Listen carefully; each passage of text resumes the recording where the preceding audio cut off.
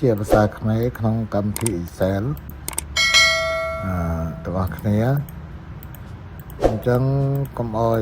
ខាតពេលយូរតែយើងចូលទៅធ្វើទាំងអស់គ្នាជាមួយលោកគ្រូចូលយើងវាយរបៀបនេះមកនឹងចឹងហើយយើងធ្វើម៉េចដើម្បីឲ្យខែថ្ងៃនេះជាភាសាខ្មែរមានទាំងថ្ងៃហើយទីហើយខែហើយឆ្នាំជាភាសាខ្មែរទាំងអស់ចឹងយើងselectលើ cell ដែលយើងត្រូវចង់បាននេះមកយើងអាចចូលកន្លែងនេះក៏បានចូលកន្លែងនេះយកពាក្យcustom នេះមកទោះបីតែវានៅតាមនេះក៏ដោយបើវានៅមិនចំយើងត្រូវចូល number ភាគច្រើនវានៅលើ general ទេចឹងយើងយក custom នេះមកហ្នឹងហើយយើងលុប general នេះចូលហើយយើងប្រើកម្មវិធីទៅយើងអាចគ្នាបដុល្លារនេះដក km ដក kh ខមាមួយយើងអាចវាយលេខ 1200 ហើយគ្នាបបាត់វិញអញ្ចឹងយើងអាចដកឃ្លាមួយក៏បានហើយយើងចង់បានថ្ងៃ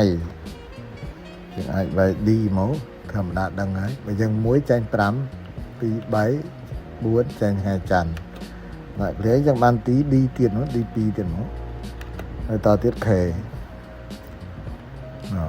ដាក់4ហើយដាក់ Y 4ដងទៀតទៅហើយបន្ទាប់ទៀតយើងចង់បានទីយើងអាចដាក់មកកន្លែងនេះមកយើងវាយទីមកទី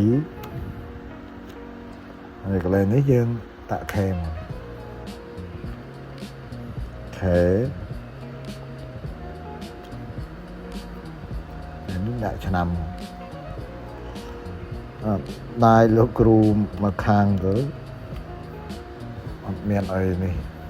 កាន់ទូរស័ព្ទនៅថតនៅហើយយើងដោះ font នៅបានស្អាតមកនេះដោះ font មកយើងប្រើ font អីឆ្លាញ់ font អីប្រើ font នោះទៅមានខ្មែរជាច្រើននេះយក font ណាដែលយើងឆ្លាញ់មកបានហើយថ្ងៃអាទិត្យ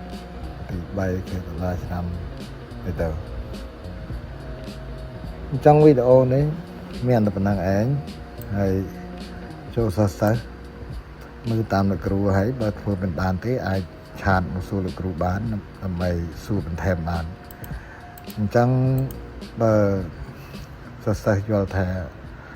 មានប្រយោជន៍នៅក្នុងសង្គមចូលជួយ subscribe ជួយ share ជួយ like ដើម្បីបានវីដេអូថ្មីៗពីលោកគ្រូទៀតសូមអរគុណ